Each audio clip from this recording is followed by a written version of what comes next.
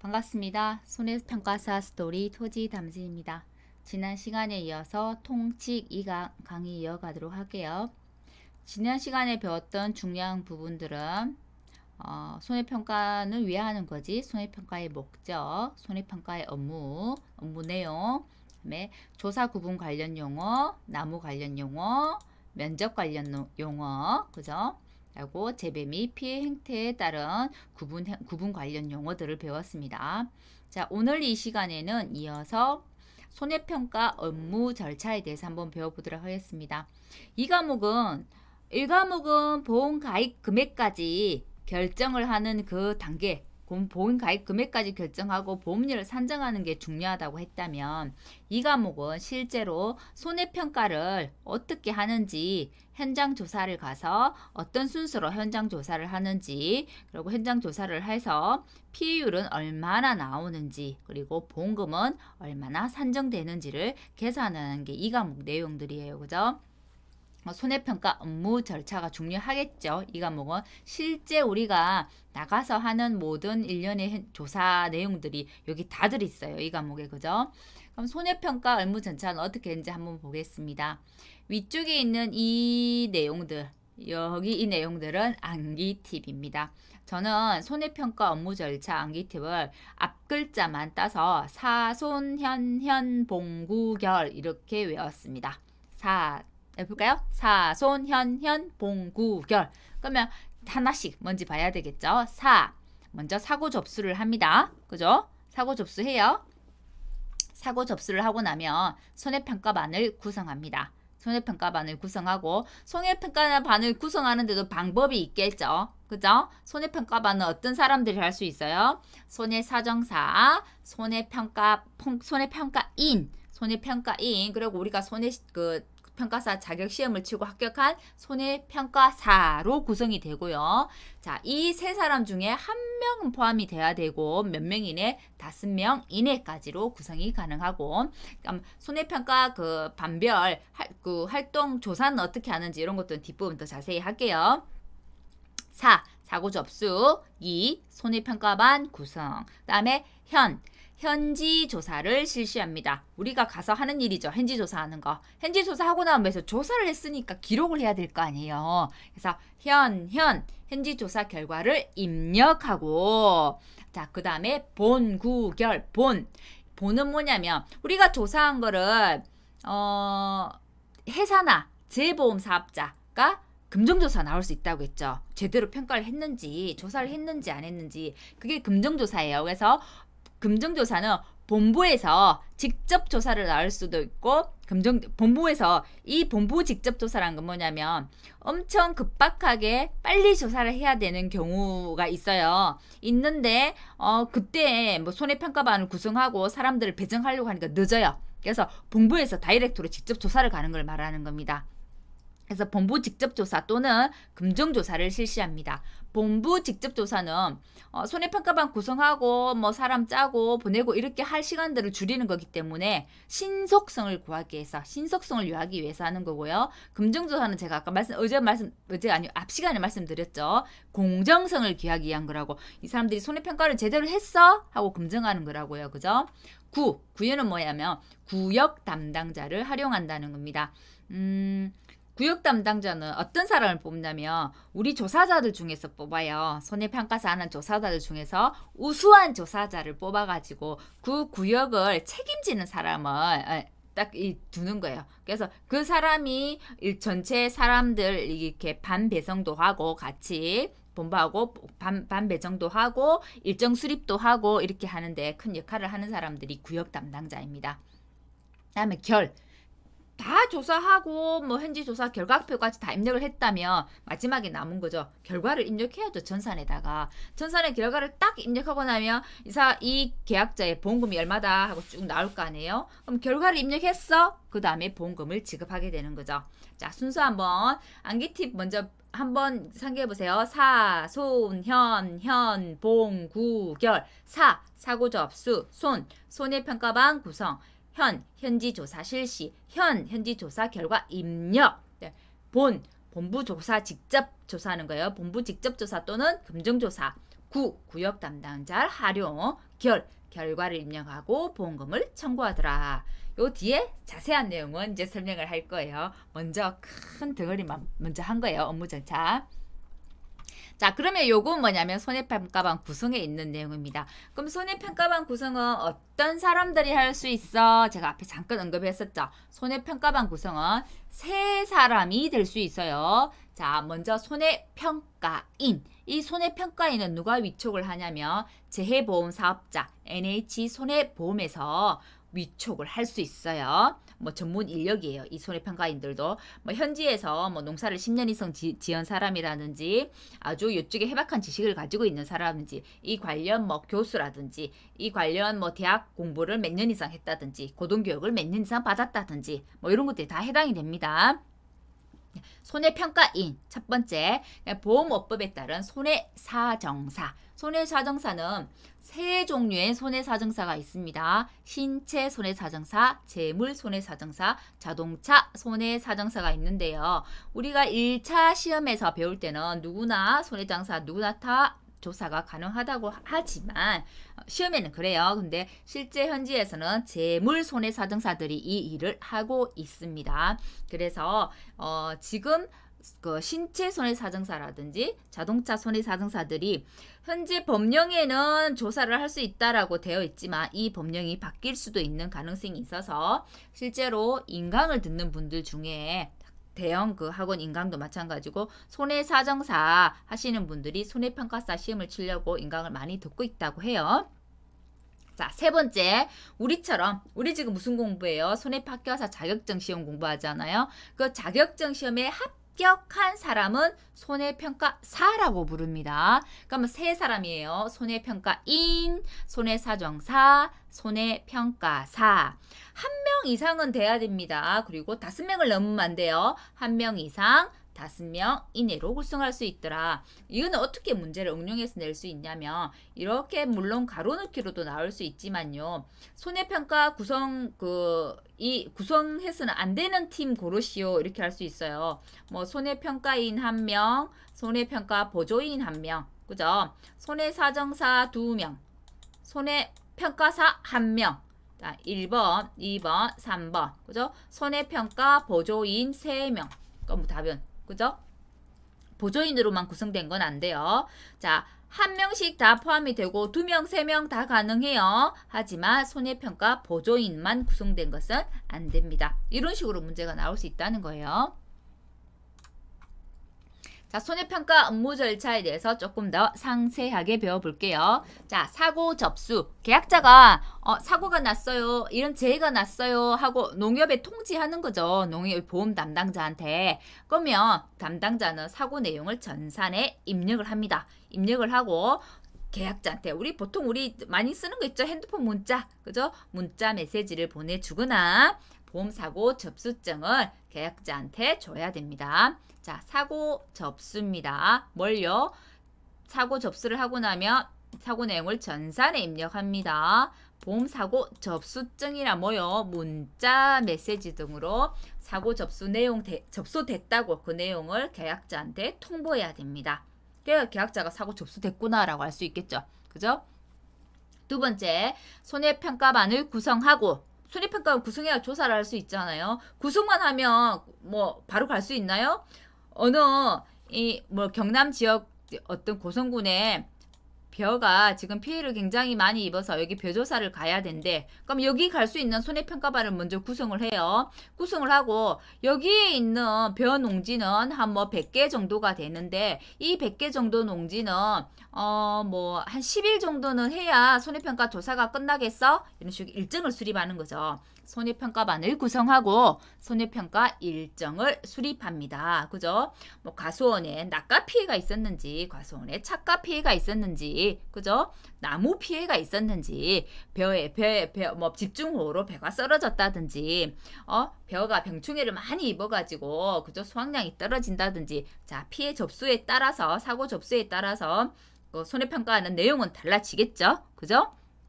그래서 자, 사고 접수가 된 계약건에 대해서 조사 종류를 결정할 때는 뭘 보냐면 먼저 보세요. 가수인지, 농작물인지, 밭작물인지를 알아야 돼요. 그래서 품목을 알아야 됩니다. 품목이 뭐야? 품목이 뭔지에 따라서 조사 종류가 달라지잖아요.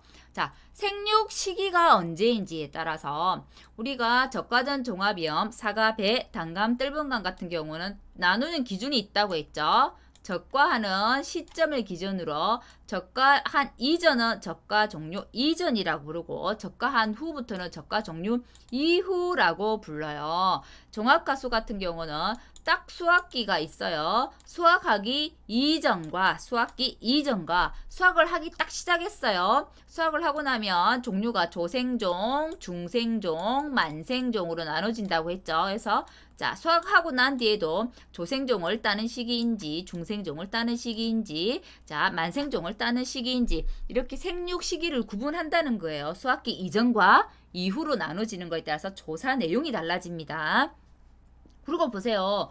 재해가 어떤 거에 따라서 태풍이 왔는지 봄에 냉해 피해가 왔는지 또는 우박이 왔는지 집중호우가 왔는지에 따라서 모해가 왔는지에 따라서 우박이 왔어요. 달려있는 과실에도 피해를 줄 거고 우박을 너무 심하게 두두둑 와서 과실이 떨어질 수도 있어요. 그럼 과실이 떨어질 수도 있기 때문에 착가 피해도 있지만 낙가 피해도 있겠구나. 그죠? 태풍이 왔어요. 나무가 심하게 흔들려서 나무에 있는 과실들이 떨어지는 낙가 피해가 있을 수 있겠구나. 집중호우가 왔어요. 그죠? 집중호우가 와서 나무가 침수될 수 있겠구나. 나무 침수되어서 나무 피해도 있겠지만 침수가 좀 많이 된다면 달려있는 과실도 침수를 입어서 과실이 영향을 입을 수 있겠구나. 이런 것들이 판단이 되겠죠. 그래서 조사 종류를 결정하는 것은 이 세 가지에 의해서 결정이 됩니다. 품목이 뭐냐, 그 다음에 생육 시기가 언제냐, 그 다음에 재해 종류가 무엇이냐에 따라서 우리가 나가서 해야 되는 조사 종류가 뭐지? 라는 게 결정이 돼요. 이게 별거 아닌 것 같지만 굉장히 중요한 거예요. 그래서 이 조사 종류를 결정하는 세 가지 조건, 품목, 생육 시기, 재해 종류를 가로넣기 해서 예전에 3회 때 시험에 나왔습니다. 3회 때인가 1회 때인가 헷갈리네요. 그래서 이 조사 종류를 결정하고 난 다음에 우리 뭐 하려고 이거 지금 해요? 손해평가반 구성해가지고 일정 수립하려고 그러는 거예요. 조사 나가려고. 그죠? 그래서 조사 종류를 결정하고 나면 손해평가반을 구성하고 손해평가 일정을 수립하고 그죠? 이제 조사를 나갈 거예요. 자, 손해평가반은 방금 설명을 드렸어요. 손해사정사, 손해평가인, 손해평가사, 아니 손해평가사 맞죠? 평가인, 사정사, 평가사 이 세 사람 중에 한 명만 포함이 돼도 되고 5명 이내여야 가능하더라. 손해평가 일정은 손해평가 반별로 구성합니다. 그죠? 자, 근데 손해평가 반별로 손해평가 일정을 구성을 하는데 손해평가반에 누구나 들어갈 수 있느냐? 그건 또 아니래요. 자격증을 땄다고 해도 그죠? 손해평가반에 들어갈 수 없는 사람들이 있어요. 자, 어떤 사람들인지 한번 볼게요. 자, 손해평가반을 구성하는 것은 손해평가사, 손해평가인, 손해사정사 중에 1명 이상이어야 되고 5명 이내여야 된다고 했어요. 근데 손해평가 구성을 하는데 들어갈 수 없는 사람이 있대요. 배제자라고 합니다. 우리는 그것을. 자, 뭐든지 안 되는 거. 이런 거 좀 중요하잖아요. 그래서 이 손해평가 배제자에 대한 시험은 6회 때 작년에 시험에 출제가 되었습니다. 저희는 이게 주관식으로 이렇게 서술하라고 나올 줄 알고 죽으라고 이걸 외웠는데 주관식으로 나오지 않고 응용 문제로 나왔어요. 그 응용 문제는 저희가 다음 시간에 풀어볼 거예요. 자, 그럼 배제자는 어떤 사람이 배제자가 될까? 한번 볼게요. A라는 그 가수원이 있어요. A라는 가수원의 계약자가 A래요. A. 그럼 A는 자기 본인이에요. 맞죠? A라는 가수원의 자, 집사람, 우리가 흔히 말하는 와이프, 그죠? 자, 부부 관계에 있는 사람이 B래요. B래요. 근데 이 A 가수원은 처음에 보험에 가입할 때 보험을 가입시킨 사람이 C래요. 자, 요렇게 3명 있어요. 자, 요거 가지고 한번 해볼게요. 본인이란 것은 A 가수원이기 때문에 A겠죠. 그죠? 그래서 나와 생계를 같이 하는 친족은 안 된대요. 친족이 가입한 보험계약. 예를 들면 A 가수원인데 A, 내가 가입한 보험 또는 우리가 말하는 흔히 얘기하는 집사람, 우리 안사람, 와이프, 우리 와이프가 또는 내 자식이, 친족이, 그죠? 친족이 가입한 보험 계약은 안 된대요. 그렇겠죠. 내 거, 내 와이프 거, 내 아들 거, 이거 손해평가 가면 공정한 손해평가가 되겠어요? 안 되겠죠. 자, 이렇게 생계를 같이 하는 친족을 여기서는 뭐라고 부르냐면 이해관계자라고 부릅니다. 앞으로는 생계를 같이 하는 친족 이렇게 하지 않고 본인 또는 이해관계자라는 용어를 쓸 거예요. 그때 이 이해관계자는 누구냐면 생계를 같이 하는 친족이란 얘기입니다. 자, A가 손에 A, 나 안 돼요. 자, 이해관계자 안 됩니다. 이 관계자들이 가입한 보험은 안 된대요.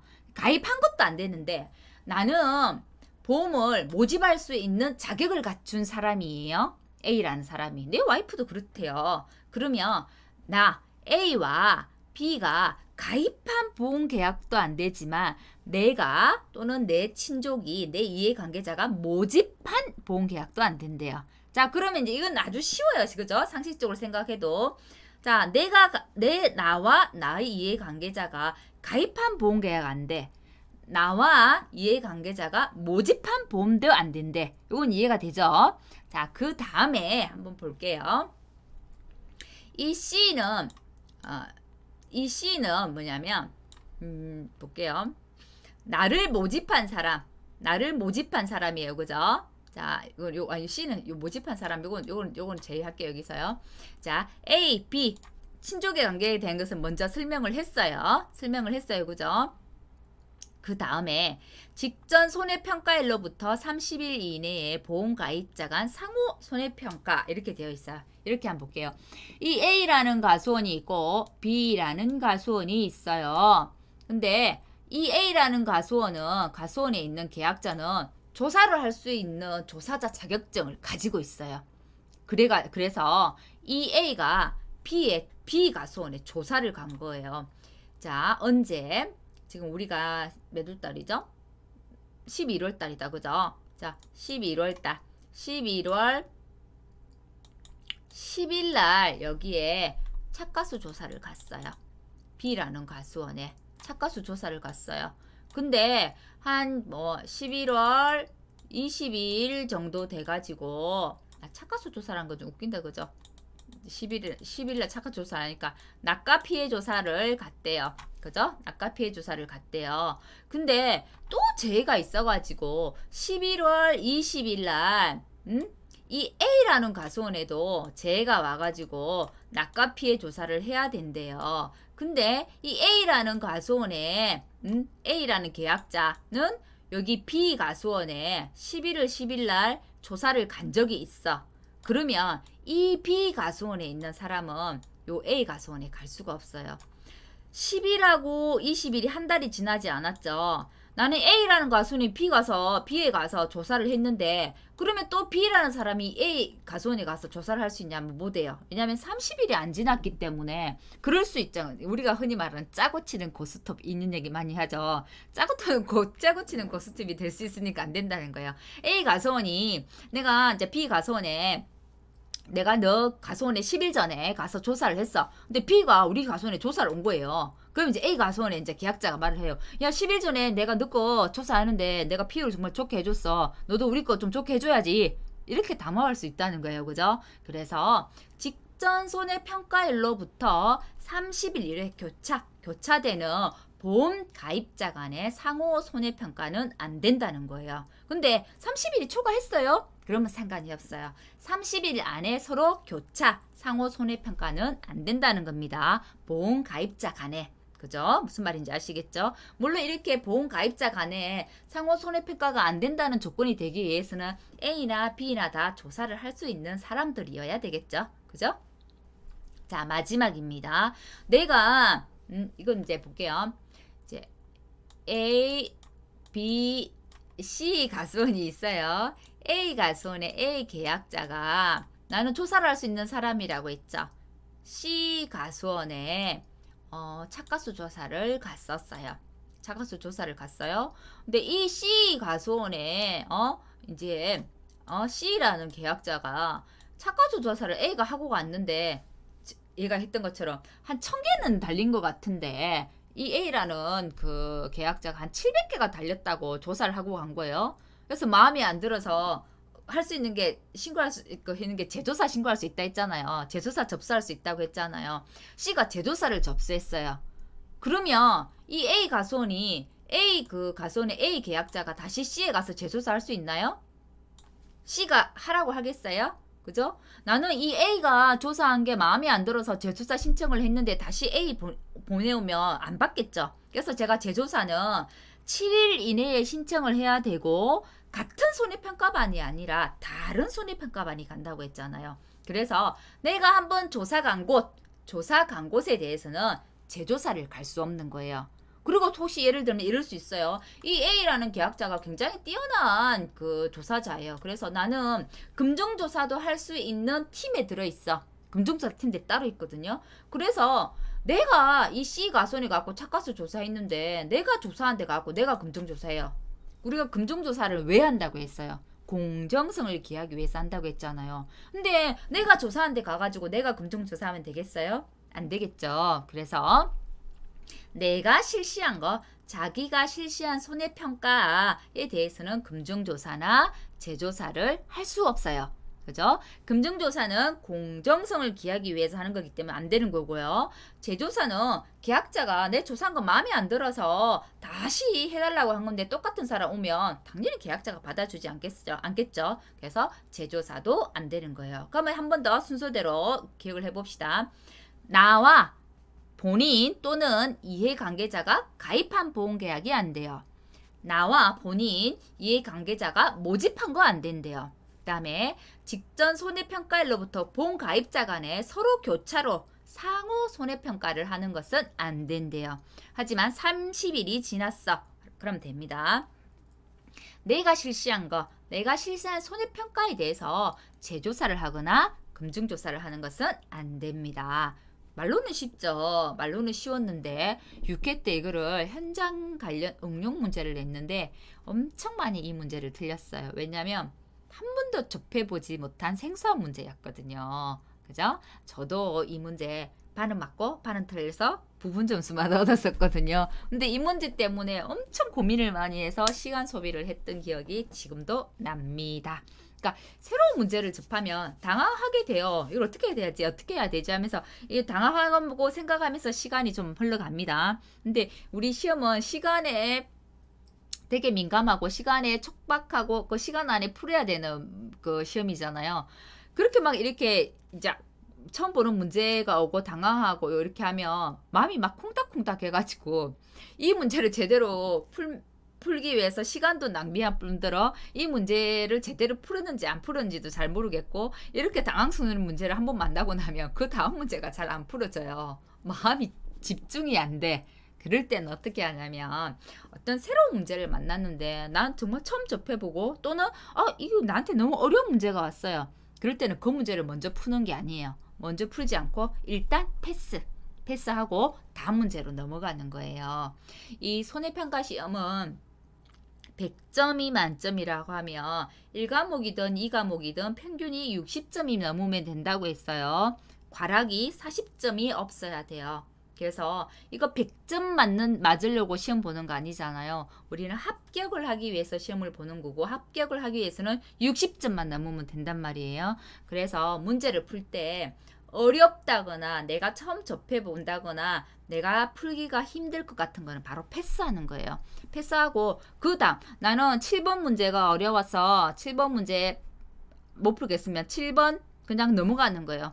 6번 다음에 바로 8번 문제 풀어도 돼요. 그 다음에 6번 문제 딱 답 적고 끝 적고 난 다음에 8번 적으면 돼요. 문제 8번 그러니까 문제 조금 적고 답 딱 적고 끝 하고 8번 문제 풀다 보니까 이제 7번 문제 내가 알 것 같아. 그죠? 그러면 다시 또 7번 문제 풀면 돼요. 또 7번 적고 문제 간략하게 적고 답 적고 끝 이렇게 넘어가서 또 그 다음에 이제 나머지 이제 9번 문제 이런 식으로 가면 되는 겁니다. 내가 모르는 문제는 패스해서 넘어가도 되고요. 답을 적을 때는 문제의 순서와 상관없이 문제 번호를 적고 답을 적으면 되는 시험입니다.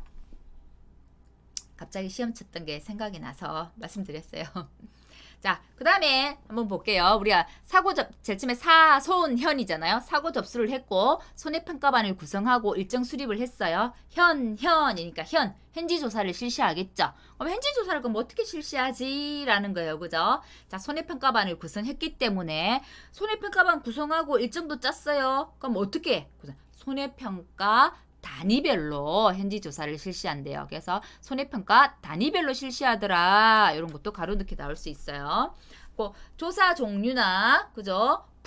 조사 종류가 품목이나 생육시기나 재해 종류에 따라서 조사 종류가 달라진다고 했어요. 조사 종류별 세부 조사 방법들은 자 품목별 조사 방법이 다 따로 있어요. 그래서 품목별 조사 방법을 따르더라. 라는 거에서 품목별 이렇게 가로넣기 나올 수 있어요. 현지조사 했어요. 그러면 조사했기 때문에 이제 뭐 하면 돼요? 조사한 거 결과 입력하면 되겠죠. 결과 입력은 며칠 만에? 5일 만에. 그죠? 5일 만에 전산에 입력하거나 또는 우리 그 모바일 기기 우리 핸드폰이죠. 핸드폰이에요. 그죠? 핸드폰으로 입력할 수 있어요. 그 우리가 이제 그 시험 자격증 시험을 치고 이제 자격증이 나오고 나면 저희가 가입하는 게 보통 협회에 가입을 해요. 그죠? 한손해에 가입하기도 하고 농지협에 가입하기도 하고 손해사정법인에 들어가기도 해요. 그죠? 근데 보통 협회에 있는 사람들이 이 모바일 기기를 굉장히 잘 다루신대요. 그래서 협회에 있는 사람들이 모바일 기기 모바일 기기에 기록하는 거의 그 퍼센테이지가 훨씬 더 높대요. 손해사정법인에 있는 사람들보다.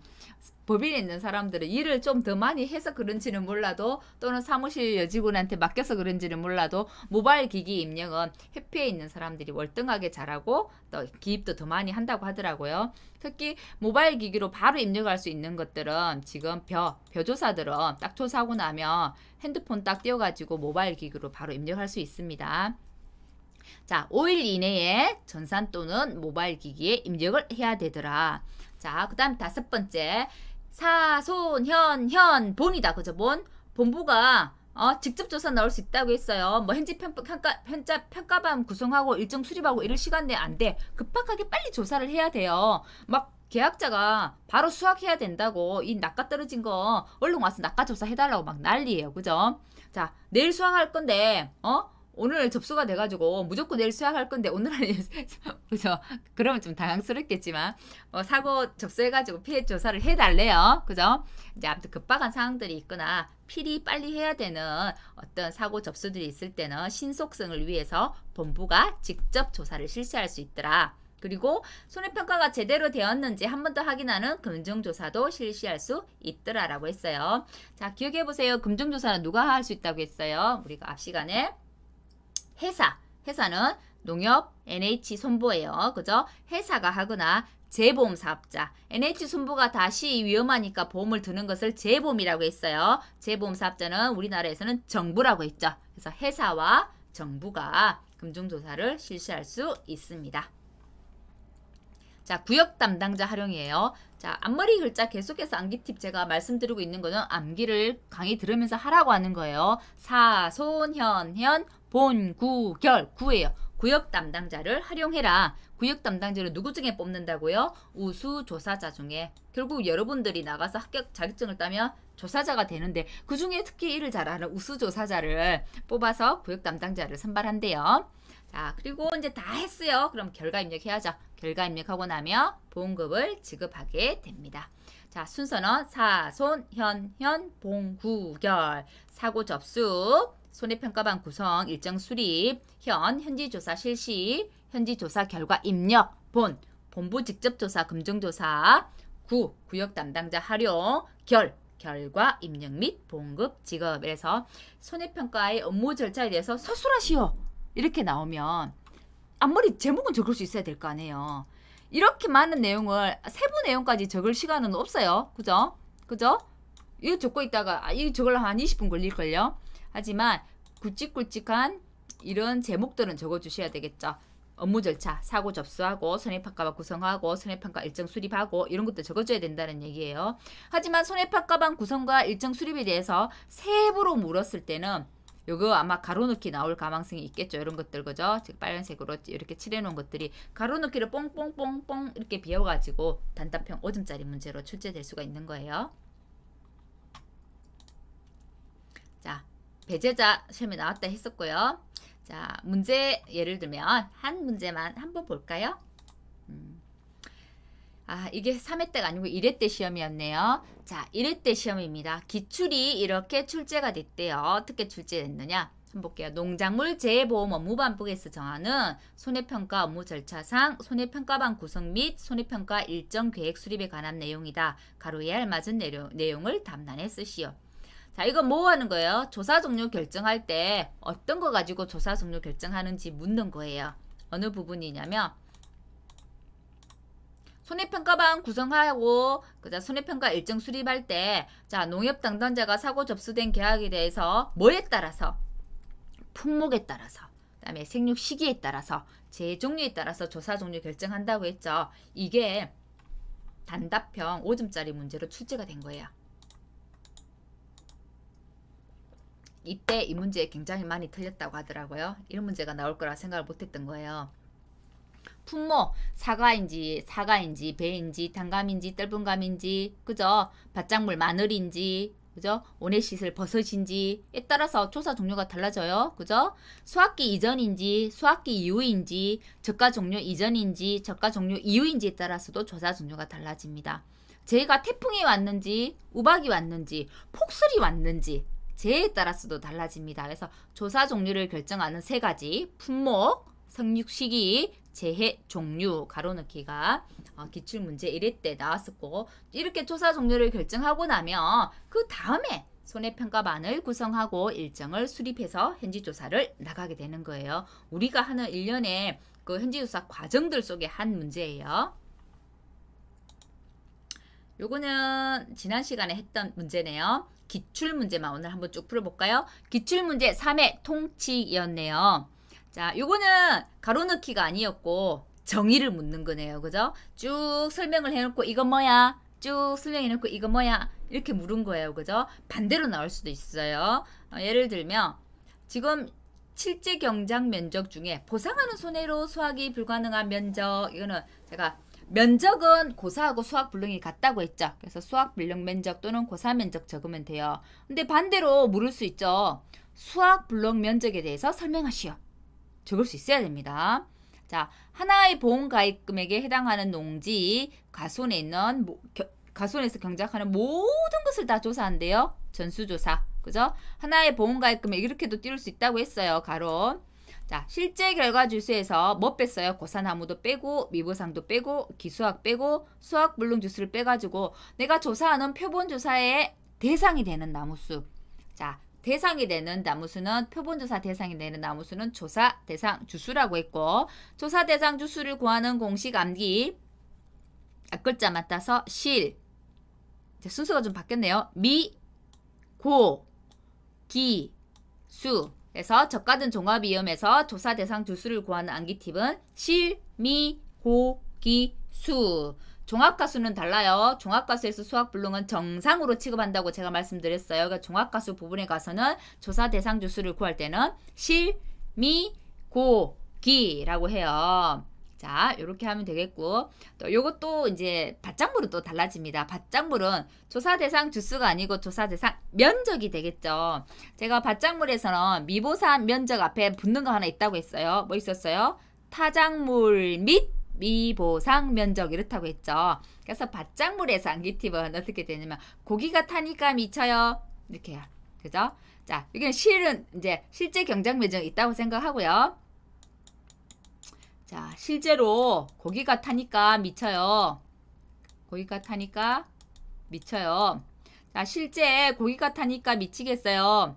고사 면적, 기수학 면적, 타작물 및 미보상 면적. 실제 경작 면적에서 고사 면적, 기수학 면적, 타작물 및 미보상 면적을 뺀 게 조사 대상 면적이 되더라. 그럼 암기 팁 벌써 세 가지를 배웠네요. 자, 저가전 종합이음에서 조사 대상 주수를 구하는 것은 실, 미, 고, 기, 수. 종합가수에서 조사 대상 주수를 구하는 것은 실, 미, 고, 기. 그 다음에 밭작물에서 조사 대상 면적을 구하는 것은 실제 고기가 타니까 미쳐요. 이렇게 암기팁이 되겠습니다. 나중에 실제로 그 품목에 대해서 상세하게 배울 때 한 번 더 그 부분은 설명을 해드릴게요. 실제 경작 면적 중에서 조사일자를 기준으로 해서 수확이 완료된 면적. 제가 가입일자 기준인지 조사일자 기준인지 잘 알아둬야 된다고 했잖아요. 먼저 수확한 거는 전부 다 조사일자예요. 자, 나무 주수에서도 조사일자 기준으로 하는 것은 기수확 나무예요. 기수확 주수가 되고, 면적에서도 조사일자를 기준으로 하는 것은 기수확 면적 또는 수확 완료 면적이 되는 거예요. 자, 그 다음에 미음. 실제 결과 주수 중에서 보상하는 손해 이외의 원이, 보상하는 손해로 죽은 거다 하면 고사주수가 되고, 보상하는 손해로 죽은 면적 또는 수확이 불능하는 면적은 수확 불능 면적 이렇게 되겠죠. 그죠? 하지만 보상하지 않는 손해, 보상하는 손해 이외의 이 말이 붙는데 앞에 미보상이 붙어요. 그래서 이건 주수라고 나왔기 때문에 미보상 주수가 될 거고요. 보상하는 손해 이외의 원인으로 고사하거나 수확이 불가능한 면적이라고 했다면 타작물 및 미보상 면적이 되겠죠.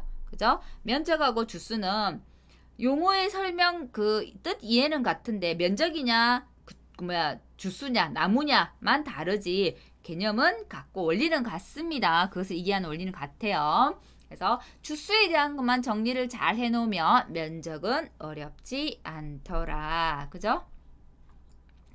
또 기출이 있었나요? 그 다음부터는 예시 문제네요. 자, 예시 문제 한번 볼게요. 다음 게 어디까지 있는지 한번 볼까요?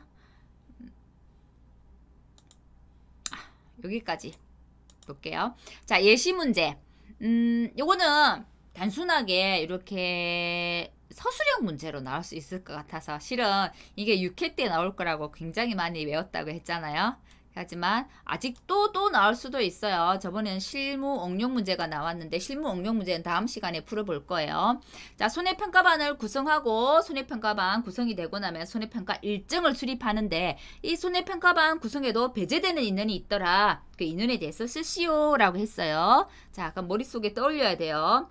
내가 가입한 거 자기와 자, 생계를 같이 하는 사람을 친족이라고 했어요. 내 친족 이해관계자가 가입한 보험계약은 안 돼. 그죠?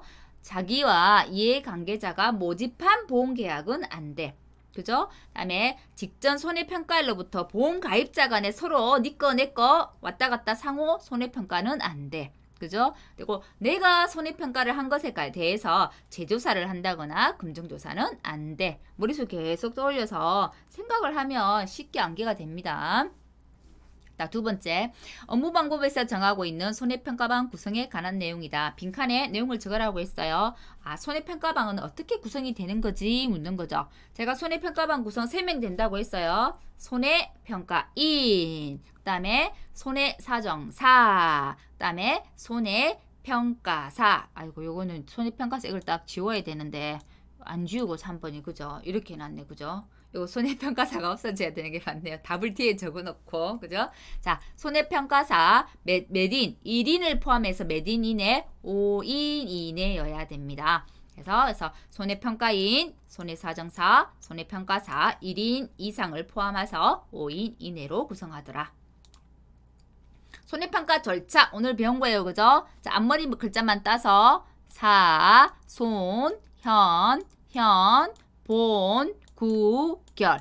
사, 손, 현, 본, 구, 결. 그죠? 사고 접수를 하고, 사고 접수하고, 보험사고 접수증이나 문자 메시지를 계약자한테 줘요. 손해평가반을 구성합니다. 그죠? 구성하고, 손해평가 일정을 수립해요.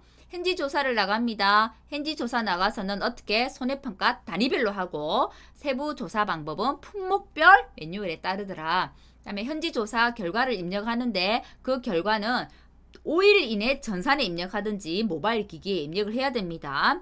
자, 본부 직접 조사할 수 있고 공정성을 위해서 금정조사 실시할 수 있다고 했어요. 자, 직접 조사를 하는 이유는 신속성을 위해서, 금정조사는 공정성 확보를 위해서. 그래서 본부의 직접 조사 및 금정조사 실시. 그다음에 손해평가의 신속성과 공정성 확보를 위해서 이런 조사들을 하더라.